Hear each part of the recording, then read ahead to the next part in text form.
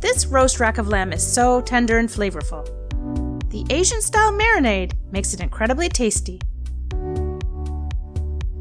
We bought our rack of lamb in a vacuum seal, but it's even nicer to buy it directly from your local butcher. Clean off the excess juice with a paper towel. You can find vacuum-sealed lamb already Frenched, but ours wasn't done completely, so we did it ourselves. Slice along the bones as a point of reference for your trimming. With a small paring knife, scrape away the fat and cartilage on each side of the bones. You can decide how far up to trim based on how much delicious fat you like to leave on the rack. Then clean them with a paper towel. You can also trim away the fat on the meat, but when you do this you lose a lot of flavor. We left ours on. If you bought your meat vacuum sealed, place the rack uncovered on a grill and refrigerate for at least 24 hours and up to 3 days. This is to relax the meat so it's more tender. If your meat is from a butcher, you don't need to do this step. Take out the meat and add a generous amount of salt and pepper on both sides. Heat a frying pan with peanut oil on medium-high. If you don't have peanut oil, any neutral tasting cooking oil will do. When your pan is hot, sear each side. Do this for 5 minutes in total, or until the meat is nicely browned. Let the rack rest at room temperature while you prepare your marinade. If you don't have toasted sesame seeds, you can toast them yourself. Pour the seeds into a small frying pan on medium heat. Jiggle the pan constantly until they are lightly browned. Finely chop 2 tablespoons of garlic, which is 4 medium cloves. Grind the black pepper with a mortar and pestle. You can also use a pepper mill. You'll need 2 teaspoons of freshly ground pepper.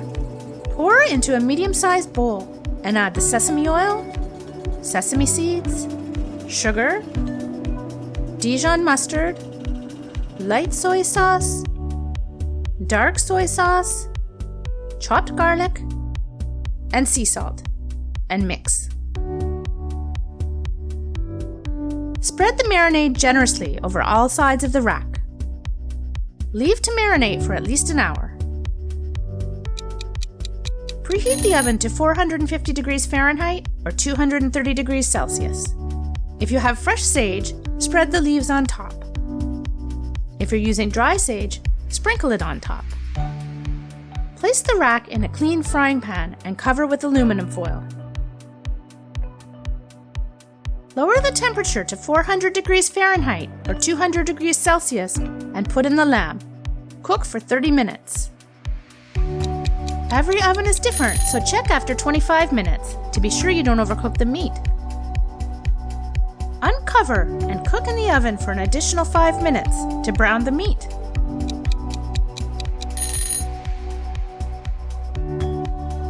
When the lamb reaches between 120 and 125 Fahrenheit, remove from the oven. The meat will continue cooking until between 130 and 135 Fahrenheit, which is medium.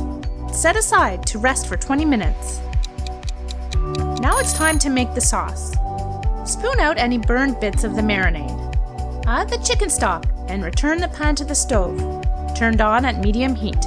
While cooking the stock, scrape the bottom of the pan with a wooden or heat-proof spatula to incorporate the flavor of the lamb scrapings.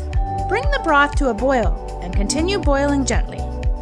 Add the sesame oil, sesame paste, and butter. Mix until incorporated.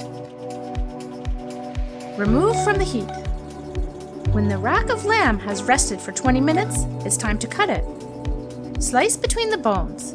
Look how tender and juicy the meat is. Cooked to perfection. If you like this video, please click on the thumbs up and write us a comment. It really helps our channel. You can serve the meat with the sauce if you like, but we found the marinated meat was so good on its own that the gravy interfered with the wonderful taste of the lamb. Don't get me wrong, the sauce is delicious, but I recommend saving it for the potatoes. For roasted potatoes, it's best to use yellow potatoes. You don't need to peel them, but we did. Add salt to the water before cooking. This way the salt is absorbed into the potatoes. Boil the potatoes for 10 minutes. Preheat the oven to 375 degrees Fahrenheit or 190 degrees Celsius. Drain the water and shake the potatoes a little to make them fluffy. Don't shake too hard or you'll break them. Add olive oil to an oven-proof skillet or roasting pan. Carefully add the potatoes and spread out in a single layer. Then flip them so both sides are coated with oil. Add salt and pepper and bake for 30 minutes. For added flavor, season the potatoes with fresh herbs. We use rosemary and thyme. Oregano and sage also work well. Remove the leaves and roughly chop them. After 30 minutes, take out the potatoes and gently flatten them. This way, the surface area touching the pan is greater, which makes for more flavor. Sprinkle on half of the herbs, then flip the potatoes and sprinkle on the other half. Return to the oven for 15 to 20 minutes.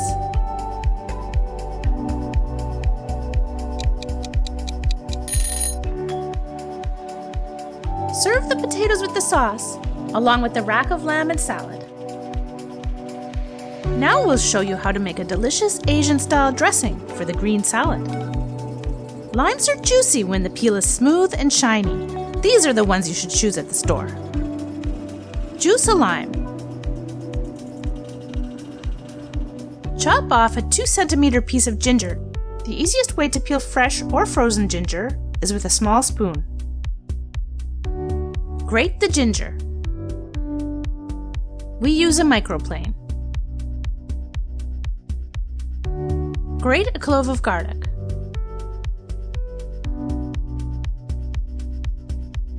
Chop a small handful of basil leaves.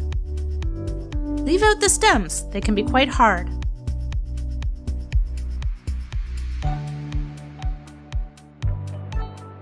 Then chop a small handful of coriander. It's fine to include these stems. In a small bowl, add the lime juice, olive oil, sesame oil, honey,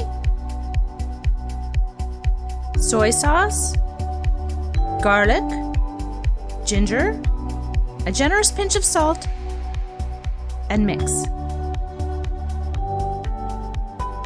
Add the basil, coriander, and toasted sesame seeds and mix well. Pour the mixture into a jar.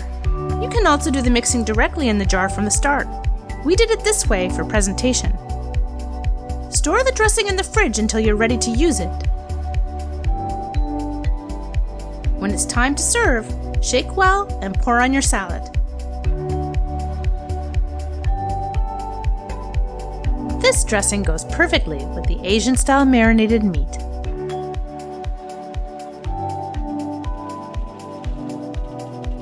This recipe is so delicious that it was chosen as an official Coronation recipe. It's posted in the toolkit for Coronation celebrations.